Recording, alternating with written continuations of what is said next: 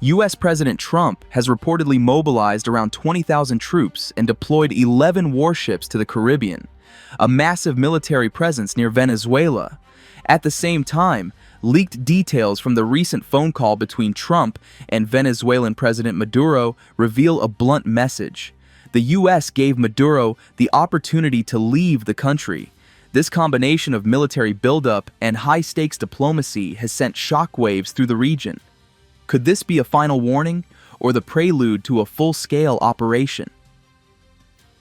Sources indicate that the US has reactivated, or at least is using, key facilities in the region. The old base at Roosevelt Roads Naval Station has reportedly been reopened, with runway extensions and expanded facilities. On top of that, there are signs of advanced air power assets being staged nearby. F-35 fighter jets, helicopters, and even heavy-fire aircraft like an AC-130 gunship have been spotted in the broader Caribbean.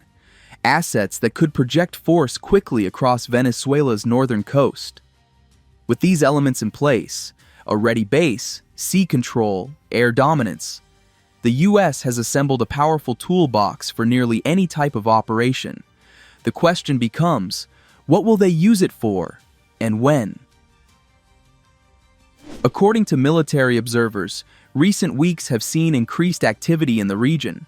Warships conducting live-fire drills, amphibious forces practicing coordinated landings, aircraft performing bombing runs, and Marines preparing for rapid entry operations.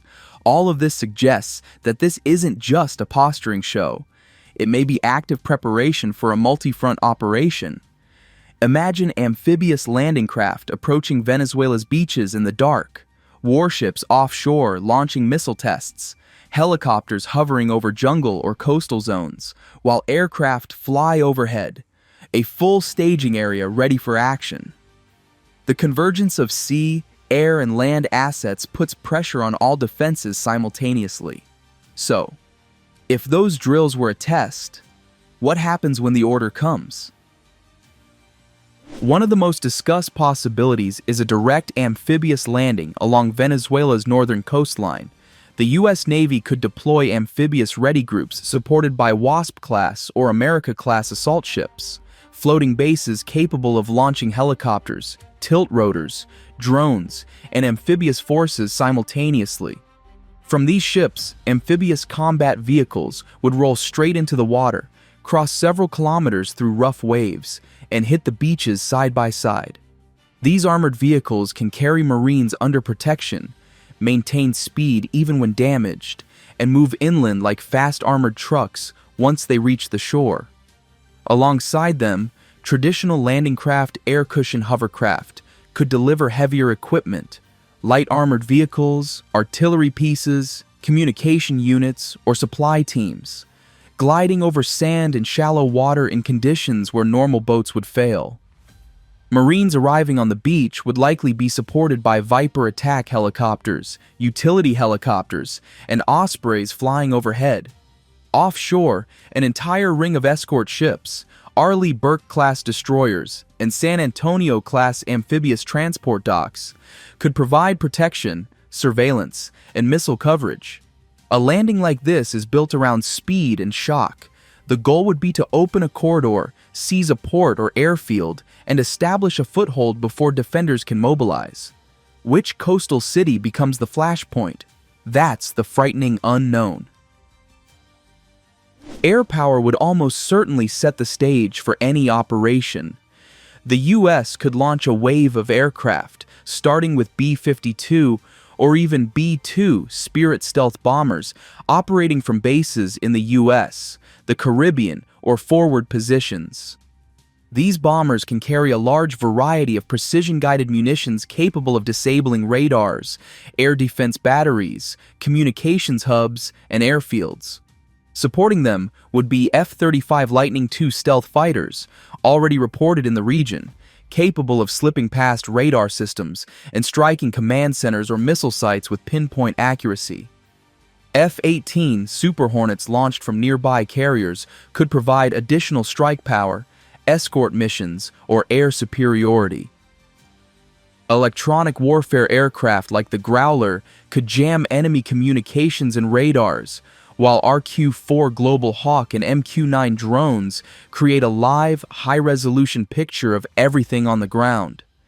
Recent activity, including B-52 flights near Venezuela, suggests that long-range bomber crews are already rehearsing potential flight paths.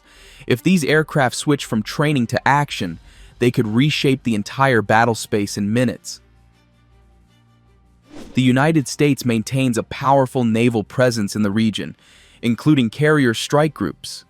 Each carrier can launch more than 150 sorties per day in high-tempo operations, providing round-the-clock pressure on coastal defenses.